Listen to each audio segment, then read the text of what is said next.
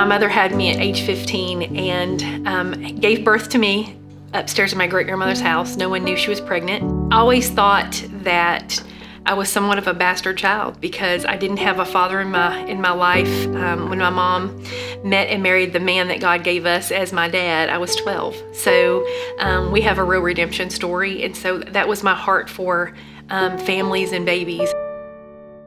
If someone gets pregnant today, they have 3 options: to parent, to have an abortion, or to make an adoption plan. And somebody was very upset because we educated, but without knowledge, people perish. And if you don't educate someone that this is not a blob of tissue, this is a baby and it already has, its own DNA, a heartbeat, their fingers and its toes. We want to make sure that education is key. I am ginormously pregnant. And there's an 8-year gap between my youngest and this baby, and it was actually supposed to be an abortion. So it was 100% a crisis pregnancy, and I was just flipping out and freaking out about what am I gonna do, and that's when I found Open Door. As fate would have it, I actually lived less than a minute from Open Door. I went in and we just cried and we just held each other, and I said, listen, I'm not made like this. I can't do this. How is it okay to say that 2 children that were created in a marriage are completely okay, but this baby's not acceptable? I can't do it. And she goes, well, don't. It's your choice. Don't let anyone force you into doing something. Do what you think is right. God was very direct with us and said there's more here than just saying, don't have an abortion, but then us having a support system in place to help a family establish and carry themselves and change generations. The needs in our community were insane. People being homeless with newborn babies, or not walking in, not having socks for their kids and it's cold, not having blankets. And so our ministry just evolved. I didn't have a job, I didn't have shelter, I didn't have food. I was very ashamed, I didn't want anyone to know my story. The dynamics of every family that comes in here is extremely different. And so when we do an education path for someone, regardless if they're here from, a court appointment DCS case, or if they're off the street because they're getting divorced, or 17 and pregnant, when they walk in, the first thing that I feel like hits them is kindness and just hope. I think so many people walk in our doors completely hopeless. They come very broken. And I think part of our program, the biggest thing that we see is just loving someone well and making sure that they have what they need. Jesus always made sure that that physical need was met. I learned the difference between kindness and compassion. Kindness, you're gonna say, bless your heart, hope everything works out. But compassion, we're gonna do everything we can to make sure that that person is taken care of. I was homeless, heroin addict, horrible person. I had my car packed full of stuff because I didn't have anywhere to live. And they, sat me down in a group. They all came in and helped somehow, some way. I wasn't leaving there without anywhere to go.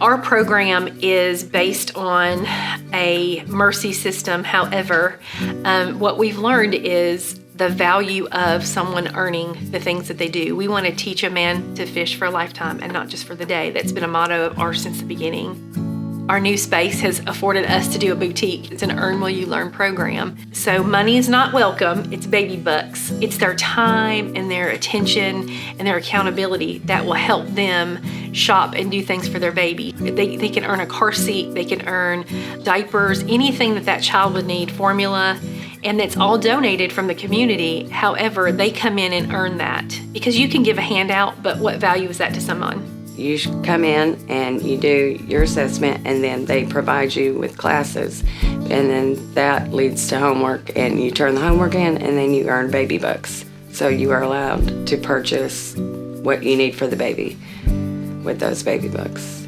They have provided me with anything that I have needed for Cadence, anything from high chairs to clothes to diapers to wipes. They have bought me food. They have helped me when I was homeless.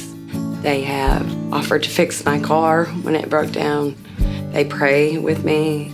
They lift me up. Anything, emotionally, spiritually, everything. I don't think we'd be where we are today without it. And I think that they have helped me grow as a person, which helps her. Shopping in our new boutique is going to give them some some resource for themselves. They're going to be able to realize what budgeting looks like, what priorities look like. It's not just pretty, cute, sweet things. People want to know how we get our supplies. It's by generosity of our community. My mom told me about this place, how it helps women and their children, and I thought it'd be a good idea to just help out here and help the families. So we baked 57 dozen cupcakes, which we got 57 orders, and we raised over $1,000. It just makes me feel good to give to other people and see a smile on their face.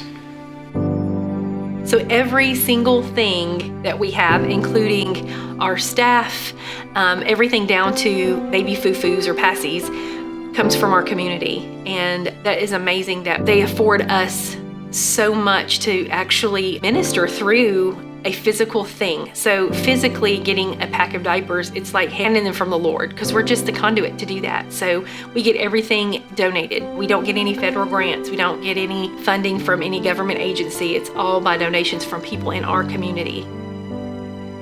I had a birthday party and asked everyone to give me, instead of gifts, diapers and bottles and all of that stuff, so I could donate to Open Door Pregnancy Center.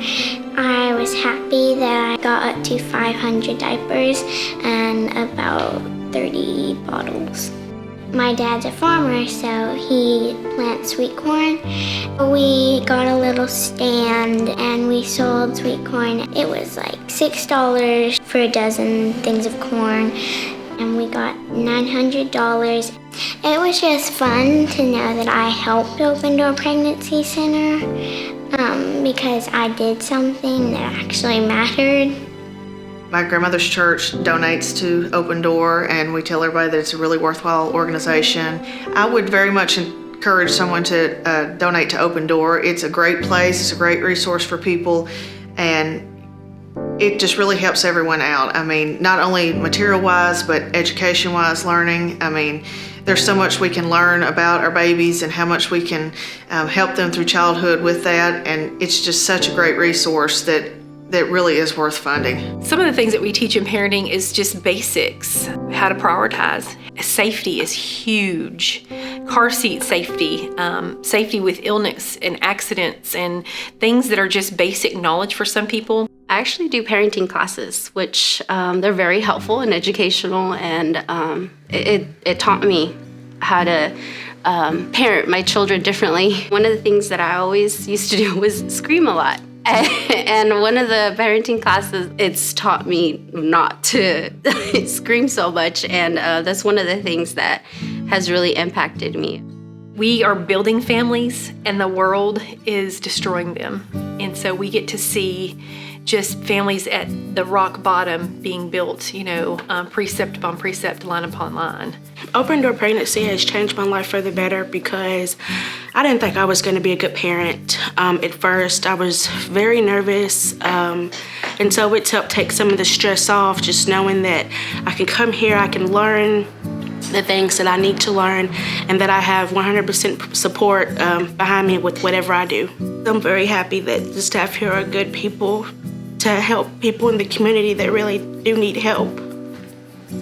We were looking for parenting classes since the ones at the hospitals were canceled due to COVID. We've been taking parenting classes since about July.